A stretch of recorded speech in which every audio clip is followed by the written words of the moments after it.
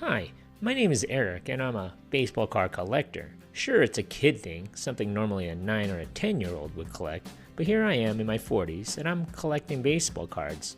Again. This is my journey.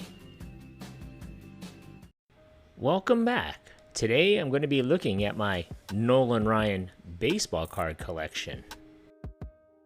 The first 3 pages are Topps cards from 1968 until 1994. I tried to collect 1 card of every Topps year that he had. The only ones I am missing are the 2 Mets cards, which is basically his rookie in his second year, and they cost a pretty little penny. A good portion of these cards are from my original childhood collection. My soon-to-be ex-wife was nice enough to throw away my entire collection into a random dumpster in another town. Maybe that's why she's my ex-wife. But that is for another story and another video. I put all of these cards in order of the team that he was on during the years that he was there.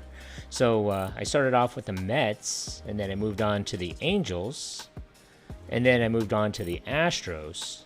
I think the most cards that I have of him are in his Rangers uniform when he was actually on the team when I was watching him.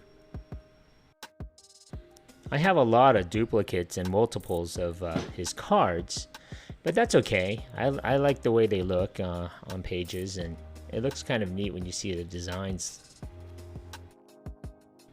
Mr. Ryan wore some pretty ugly Houston Astros uniforms over the years. Never liked these cards as much as I like the Texas Ranger uniforms. I want to say that I have over 600 of his cards. I know that a lot of them are duplicates, but again, I try to find his cards at baseball card shows whenever I can, and I really like the Mother's Cookie cards that came out back in the early 90s. Those are pretty much some of my favorite ones, as well as the Upper Deck ones.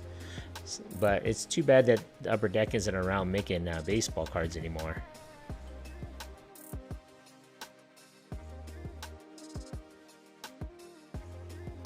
As you can see, I was a collector during the junk wax era.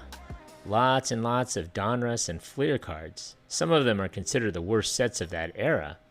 They're even some of the easiest cards to find online, at shows, and even at yard sales. I usually pass them up now. Many of his cards you can find in the dollar bins at a card show. I usually try to look for the unique modern cards that they continue to make. I don't understand why Topps makes reprints of existing cards when you can simply find the old cards cheaper than the reprints. Money grabs, if you ask me. There are literally hundreds of different Nolan Ryan cards that are available nowadays. Back in the early 1990s, they were producing tons of cards celebrating his career. Now the ultra-modern cards of him are being made. It's crazy. Back when I was following his last season, I took newspaper clippings of his last games, as well as his achievements. Newspapers? Do they still have those? Just kidding. I lived in Southern California during his stint with the Texas Rangers. I remember the local papers documenting his last seasons, especially in Anaheim Stadium, where he played a good number of his seasons during the 1970s. Aside from Don Mattingly, Nolan Ryan was my favorite pitcher when I was growing up. Fortunately, I was able to start early collecting his cards, and that is the reason why I have so many of his cards.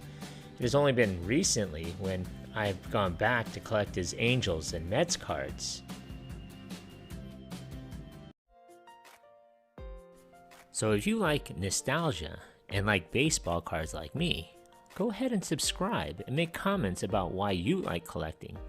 Follow me on my journey. I'm starting from scratch, and maybe you can give me some tips on collecting again. Thanks for watching.